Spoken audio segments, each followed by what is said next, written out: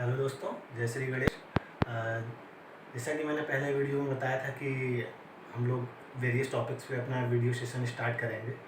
तो मेरे हिसाब से दोस्तों यूपीएससी एग्ज़ाम हो या यूपी पीसीएस हो, एसएससी सीजीएल हो, लेखपाल हो या कांस्टेबल की भर्तियां हो, एसआई दरोगा, किसी भी स्टेट की भर्तियां हो, तो इन सब में टॉपिक सारे कॉमन ही होते हैं। चाहे वो इंडियन हिस्ट्री हो, इंडियन पॉलिटी हो, करंट अफेयर्स हो। तो अगर हम किसी एक टॉपिक को भी पढ़ेंगे तो हमारे वेरियस एग्ज़ाम्स की तैयारी एक साथ होगी। तो मैंने सोचा कि मैं अपना कौन सा टॉपिक सेलेक्ट करूं जो कि सबसे ब्रीफ हो और जिससे सब क्वेश्चन श्योर शॉर्ट पूछे जाते हों। तो मेरी समझ में सबसे पहला जो टॉपिक मेरे नज़र में आया दोस्तों वो था इंडियन पॉलिटी।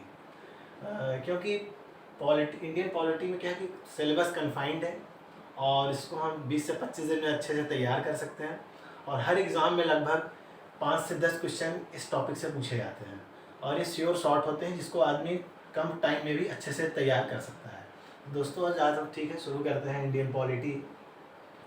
तो सबसे पहले हमें जानना चाहिए कि पॉलिटिक्स का मीनिंग क्या होता है, पॉलिटी का, व्हाट इज़ पॉलिटी। क्योंकि जब तक हम ये नहीं जानेंगे कि पॉलिटी होती क्या है तब तक हमें उसको समझने में दिक्कत होगी। तो दोस्तों जैसा कि हम जानते हैं कि पॉलिटी जो है दोस्तों वो डेमोक्रेसी यानी प्रजातंत्र और अरिस्टोक्रेसी कुलीन तंत्र, इनके बीच का एक मीडियम है। मतलब कि जो चीज़ प्रजातंत्र और कुलीन तंत्र को फ़र्क करती है वो है पॉलिटी। कि शासन की वो प्रणाली जो प्रजातंत्र और कुलीन तंत्र के बीच में आती है उसको हम कहते हैं राजनीति शास्त्र। डेमोक्रेसी का मतलब कि जहाँ पे जनता के द्वारा चुनी हुई सरकार हो, जैसा कि अपना देश भारत है या अमेरिका है। अरिस्टोक्रेसी कि मतलब कि जहाँ पे certain group of people rule over a country, मतलब कि कुछ लोगों, विद्वान लोगों का समूह, कुछ कुलीन लोगों का समूह उस पूरे देश को चलाता है। जैसे कि दोस्तों हमारा ब्रिटेन देश में चलता है। Britain, the government of Britain is aristocracy, ऐसे हम समझ सकते हैं। तो अब हम दोस्तों पॉलिटिक्स में जो डिफरेंट टर्म्स हैं, कितने पार्ट्स हैं इसमें, कितने शेड्यूल हैं, कितने शेड्यूल्स हैं, कितने क्या आर्टिकल्स हैं, कौन कौन से आर्टिकल में क्या क्या लिखा हुआ है, कौन से आर्टिकल कंपटीशन के हिसाब से सबसे ज़्यादा इम्पॉर्टेंट है, उसको हम आगे डिस्कस करेंगे। दोस्तों इंडियन पॉलिटी में हमारे वेरियस पार्ट्स हैं। जैसे सबसे पहला पार्ट है दोस्तों प्रियम्बल, प्रस्तावना, और सेकेंड पार्ट है शेड्यूल, फिर पार्ट्स, फिर आर्टिकल्स।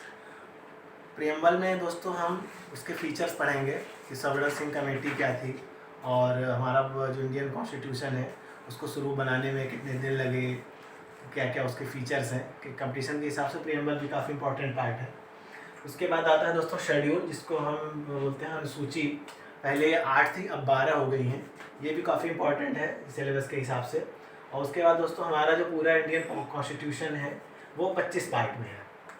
इसमें अलग अलग भाग हैं, जैसे सिटीजनशिप, यूनियन, जुडिशरी और स्टेट लेजिस्लेचर। तो उसमें हम वेरियस डिफरेंट पार्ट्स में डिफरेंट आर्टिकल्स उसमें कन्फाइंड होते हैं। और फिर उसके बाद आता है आर्टिकल्स, जिसको हम बोलते हैं अनुच्छेद।